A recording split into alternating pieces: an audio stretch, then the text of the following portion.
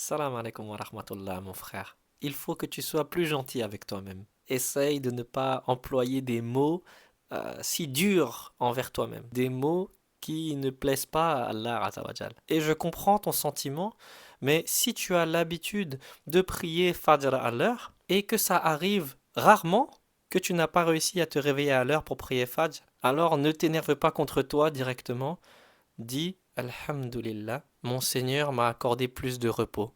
Mon Seigneur sait ce qu'il y a de mieux pour moi. Mon Seigneur est si miséricordieux. Et ensuite, tu vas faire tes ablutions et tu vas accomplir ta prière de Fajr, même si le soleil s'est déjà levé. Il ne faut pas que tu te traites d'hypocrite si tu as l'habitude de l'accomplir à l'heure. Tu peux tomber dans l'hypocrisie que si tu rates Fajr tout le temps, très souvent, et que pour toi ce n'est pas une prière importante, que tu mets ton sommeil au-dessus de ta prière de Fajr, là ça peut devenir de l'hypocrisie. Mais si tous les soirs quand tu dors, tu mets l'intention de te réveiller pour Fajr, et que tu arrives à l'accomplir la plupart du temps, Alhamdulillah, tu n'es pas un hypocrite. Un jour, lors d'une expédition, le prophète Mohammed sallallahu alayhi wa sallam et ses compagnons se sont arrêtés pour se reposer. Et ils avaient demandé à Bilal radiallahu anhu de les réveiller pour prier Fajr. Mais la fatigue les a tous gagnés.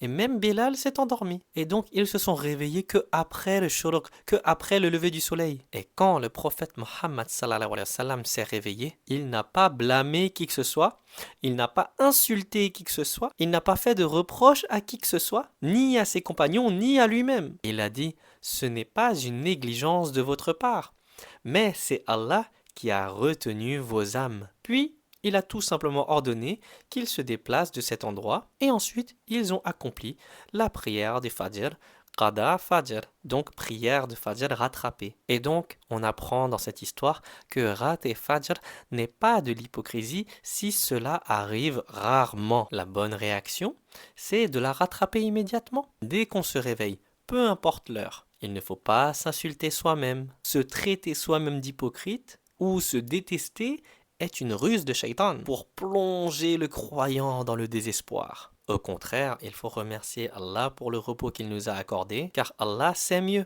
Et il faut se rappeler que le prophète Mohammed sallallahu alayhi wa sallam et ses compagnons ont vécu la même situation. Mais c'est très important de ne pas utiliser ce hadith comme une excuse. Ça veut dire il ne faut pas que la personne ait l'habitude de rater Fajr. Là, c'est différent. Là, il faut être un peu dur avec soi-même, bien sûr. Mais si tu es comme les compagnons, où tu as l'habitude de ne jamais rater Fajr, de prier Fajr à l'heure, et que tu la rates une fois, deux ou trois fois dans l'année, il ne faut pas que tu sois trop dur envers toi dans ce cas-là. L'islam, c'est l'équilibre. Lorsqu'on part dans un extrême, eh bien, Shaitan, il va nous murmurer des choses et profiter de cet extrême-là dans lequel on s'est mis pour nous égarer.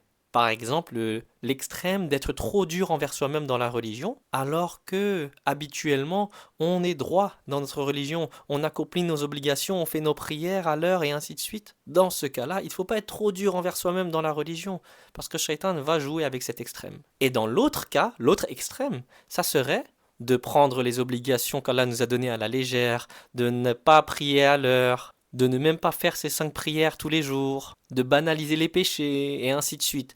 Là, on est dans l'autre excès, l'autre extrême. Ce qui n'est pas bien non plus, parce que là, Shaitan, il va jouer sur ça.